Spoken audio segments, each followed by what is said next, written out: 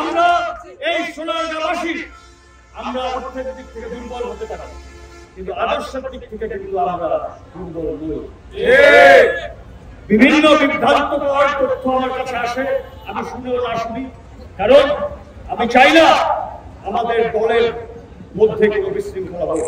সকলকে ঐক্যবদ্ধ থেকে যার যার নিজের চেয়ার, যার যার নিজে যেখানে বসানো হয়েছে বা বসানো হবে সেটা নিয়ে ব্যস্ত থাকতে হবে, আর জনগণের সাথে সম্পৃক্ততা, জনসম্পৃক্ততা বাড়াতে হবে। স্যান্ডেলিনা সো, রূপচর্চায় আভিজাত্য। মনে রাখতে হবে আবার 5 বছর কিন্তু সেই জনগণের কাছে যেতে হবে। অতএব আমাদের নিজেদের স্বার্থ, আরেকজনের সাথে কাটাকাটি, হানাহানি, এগুলির চিন্তা বাদ দিয়ে এখন জনগণই আমাদের মূল শক্তি। সেই শক্তিকে নিয়ে আমাদের অনেক উন্নয়নের কাজ আছে, অনেক উন্নয়নের কাজ বাকি রয়েছে। কিছু কিছু আমি দিয়েছি, আমাদের জুলাই মাস থেকে আমাদের কাজগুলি হবে।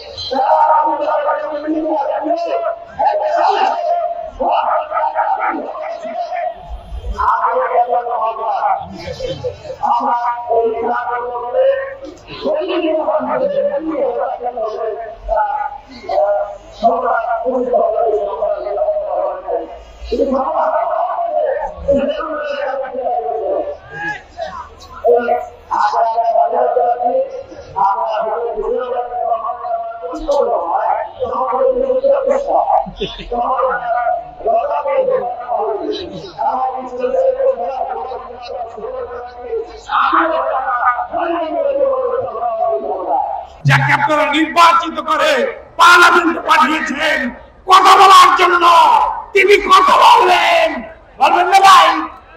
হ্যাঁ বলবেন।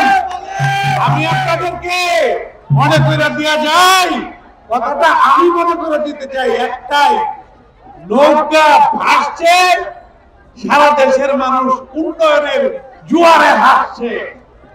কথাটা কি ভুল বললাম?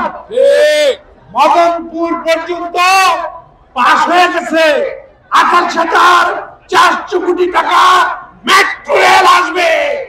আমাদের দাবি মাননীয় প্রধানমন্ত্রী এই মেট্রো রেল এই সোনারগাঁ পর্যন্ত আসবে। কি বলেন আপনারা? আমার ভাতিজা, আমার ভাই, আপনাদের নেতা ইতিমধ্যে পার্লামেন্টে তার এই দাবি পেশ করে রাখছে, অবস্থানের সাপোর্টের বিষয়। মাননীয় প্রধানমন্ত্রী এই দাবি আমাদের দাবি, নারায়ণগঞ্জবাসীর দাবি।